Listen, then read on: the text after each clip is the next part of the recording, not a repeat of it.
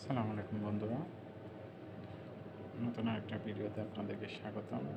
আজকে আমরা জানবো লিপিড প্রোফাইলের যে আমরা দেখবেন আমাদের বাংলাদেশের মধ্যে কিন্তু আমরা চারটায় কিন্তু দিয়ে থাকি: total cholesterol, triglyceride, SDL and LDL. ঠিক আছে, এর বাইরে কিন্তু আরও তিনটা এগুলো দেওয়া যায়। এগুলো হচ্ছে ক্যালকুলেশনের মাধ্যমে, সেটা নিয়েও আমরা আজকে বিস্তারিত বলবো।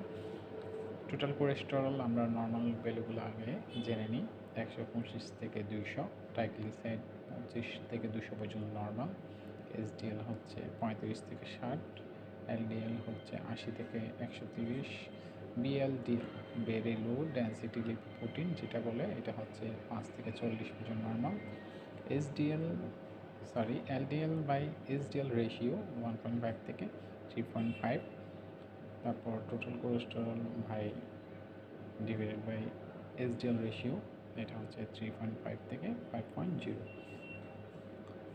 সো আমাদের মূল কথা হচ্ছে লিপিড প্রোফাইল পরীক্ষাটা আপনারা ফাস্টিং অবস্থায় মিনিমাম 6 থেকে 8 ঘন্টা, যারা 6 থেকে 8 ঘন্টা না খেয়ে আসলে পরীক্ষাটা করা উচিত, যে আপনি সকালে দিতে পারেন খালি পেটে।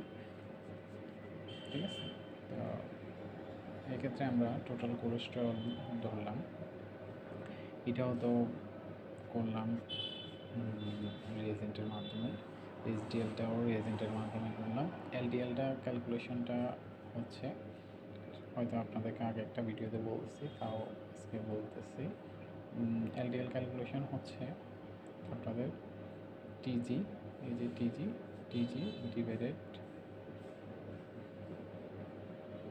টিজি ভাগ 5 যোগ এসডিএল যত পাবেন, এসডিএল এইখান থেকে বিয়োগ দেবেন টোটাল কোলেস্টেরল, যেটা পাবেন সেটা হচ্ছে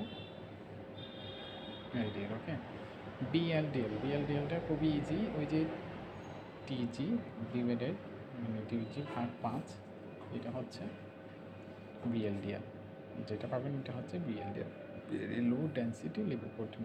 এবার এলডিএল বাই এসডিএল রেশিও কীভাবে করবেন? এলডিএল যেটা পাইছেন, এলডিএল যেমন কি ধরুন পাইছেন 110 ডিভাইডেড ভাগ দিব এসডিএল যত পাইছে, এসডিএল যদি 46 পাই, এটাকে ভাগ দিব যত পাবো সেটা। Total cholesterol by SDL ratio same. Total cholesterol আমরা যদি 190 পাই, ভাগ দিব এসডিএল যদি আমরা 46 পাই, এটাকে ভাগ দিব যত পাবো সেটা হচ্ছে এসডিএল কোলেস্টেরল। তো আশা করি আপনারাও রিপোর্টের ইয়াটা আপডেটভাবে দিতে পারেন, আপনাদের সুবিধার জন্যই মূলত ভিডিওটি করা।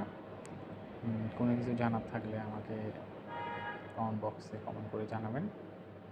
আর আশা করি আমাদের চ্যানেলটি সাবস্ক্রাইব করতে ভুলবেন না, আর আমাদের সাথে থাকুন। আর আপনাদের কোনো কিছু জানার থাকলে অবশ্যই আমাকে কমেন্ট বক্স করে জানাবেন। সালাম আলাইকুম।